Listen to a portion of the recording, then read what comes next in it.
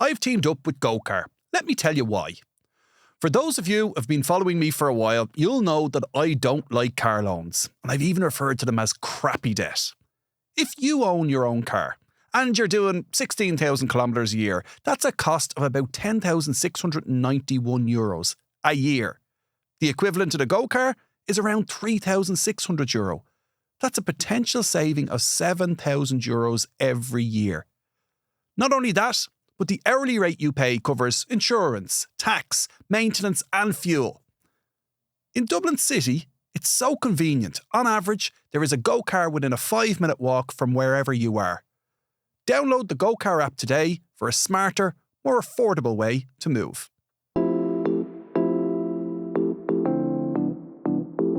Joined by Sarah in studio again for this week's Q&A. Sarah, we've a whole pile of stuff around freelancing really, isn't it, today? Yeah, so the questions that we were going through, there wasn't many about freelance work, but there was a couple of questions by people who just got a bit of money. There's one guy who got a redundancy package, another woman whose daughter inherited a house. Okay. So I was really interested by the questions and I wanted to know how you'd answer them. Okay. So I thought... Let's see. We'd pop them in this episode. Okay, so let's see. Let's go for the first question. Hello. I've been listening to your new and very interesting podcast, and I have a question about inheritance tax. My daughter has inherited her grandmother's house, and I'm wondering what is her tax obligation here, and is there any way of reducing it, as she's 24 years of age, hasn't got a penny, and I just wondered, what would be the options there for her to reduce that tax bill, if any. Thank you very much. So what's going to happen here is whatever the house is worth, assuming the daughter has never got money from her grandmother before, or any of her grandparents, in fact, before, there's what's called a Group B threshold, right? She can get 32,500 tax-free, and everything above that is going to be subject to capital acquisitions tax, sometimes called inheritance tax. So in really simple terms, if this house was worth €332,500, just to keep the math simple, the first 32,500 is going to be tax-free. The next 300,000, they're going to have to pay tax at 33%. And that's why I use that number, because it's going to be €100,000 in tax. Yeah. Okay. And they will have to pay that. And when she said inherit, usually when people say inherit, it means that the grandmother has already passed away. Yeah. If she said gifted, I would have assumed that it's happening now and they're still alive. But the fact that it's an inheritance means that the grandmother has already passed away. So that would suggest to me there's not much you can do. Yeah. This is it. Now, the daughter, the 24-year-old in this case, is going to have to either raise the money by getting a mortgage and pay the tax bill, or raise the money somewhere else, or sell some of the house to whoever, or else sell the house. Yeah. And sell the house to come up with the tax bill, because the tax will have to be paid. Yeah. And typically what happens is once the tax, usually about 6 months after after death, the tax starts to accumulate interest. Okay. That's really mad though at 24, because I'm only 23 and I would be, I don't know what I'd do. So obviously that's advice what to do, but I'd say she's...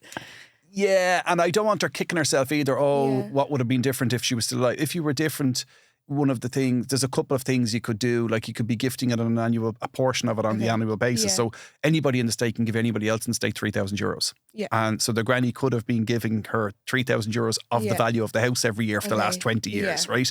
And that doesn't sound, or 24 years, right? That doesn't sound like much, but €3,000 a year would be up at 60, 70, 80 grand at this stage of the house, plus the 32 and a half, and it would have made a difference. And there's a few other different things you can do. Yeah. They've closed a lot of the doors though. Yeah. Yeah. So interesting one. Yeah. Still, 24 years of age, just been given a house. She's going to have to raise a mortgage to do something on it.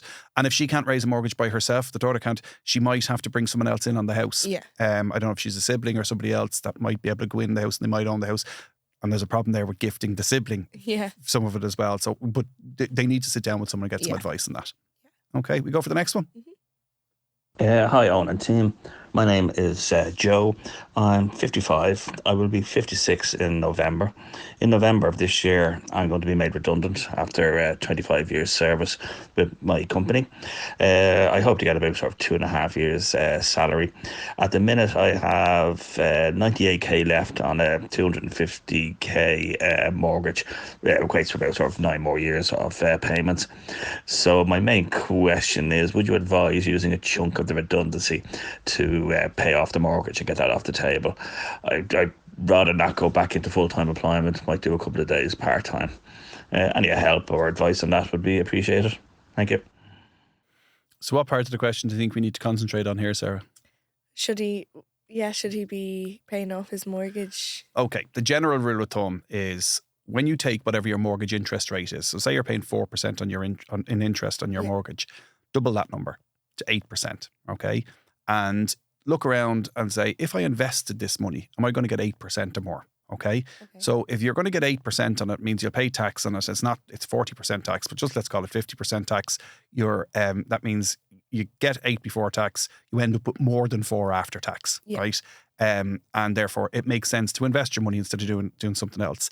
It also makes sense that, and you might say, oh, 8%, that's a bit much. When interest rates are at 2%, you're doubling it to 4 and you're going, yeah, it's fairly straightforward. You'll get better than that. If interest rates on mortgages went up to 8 and you're doubling that to 16, you're going, oh, there's no chance you're going to get that consistently. So it's about what are you going to do with the money if you don't clear it off the mortgage. There's another element to this though here. This guy is 56 years of age. Does he doesn't want to go back to work full time. So does he need the money? Like is 98 grand in his bank account better for him than having no mortgage? Yeah. Okay. So what's the right thing for him to do? I really think with a big thing like that coming at him at that stage of his life, if he got a proper financial plan done, they'd be able to establish. There's a nice thing for people in that circumstance. We can establish if we were sitting down with a client, we'll establish what's your date of financial independence. Okay. So financial independence is the day in your life where you've created enough wealth that you don't have to work again, you don't have to worry about money. Yeah. Okay. And if he's already there at 56, when he gets his 2.5 times his salary in the door from his redundancy, if he's already there, he can actually do whatever he wants from now on. He doesn't have to work, right? But if he's not already there, one of the things we'll look at and say, okay, when would you like to stop working altogether? Let's say random 65 years of age. So you go, okay, you've 9 years left to work. You need to earn a minimum of X, right? To be comfortable and to make sure that you reach financial independence by 65. So let's say, keeping the math simple, he's on 100 grand a year at the moment, making the number up, obviously 100 grand a year at the moment, and he's not reached financial independence yet. We might say to him, you need to earn 30 grand a year. Yeah. Or you need to earn 80 grand a year. Or actually, buddy, you were never on track at 100 grand a year to retire at 65. You weren't going to be able to retire till 70. So you need to go find a job of 150 grand a year, or else you're working at 70. Okay. And what it does is it gives real clarity and real help for people who have, particularly in a situation like that, where they've sold their business, they've been made redundant, or they've lost their job. And they're trying to decide, what do I want to do next? Try and understand what the financial parameters are. And that gives you much more much more scope, to actually say, what do I want to do? And maybe I'll just go out on my own, do a bit of consulting or do whatever and set up on my own. Or I'll do my part-time work and that's all I need to do and be happy away to tip away. Yeah. Does that make sense? Yeah, definitely. So he just needs to kind of decide where he wants to be and at what, like if he wants to pay off the mortgage now, if he's financially independent, or, he needs to decide what the next 10, 15 years look like. I think the key message for this individual is it's always worth getting financial advice or sitting down with a financial planner. And people will say, you would say that. But particularly at the moment, he's about to get a lump of cash. He's trying to make a decision on the mortgage. He's not sure what he wants to do next, but the financial plan will tell him what he needs to do next, if anything at all. Yeah.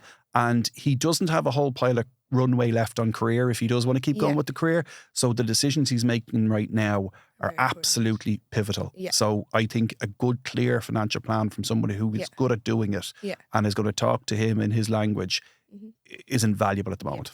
Makes sense. Okay. Is it just 2 this week? It is? It is just 2. Okay. So tell us, how do we get in touch? So please do get in touch with questions, suggestions, topics that you'd like us to cover, and any questions that you are sending, send them by voice note, and that is to 087 291 0507, and on WhatsApp is perfect. Thanks, Sarah. See you soon.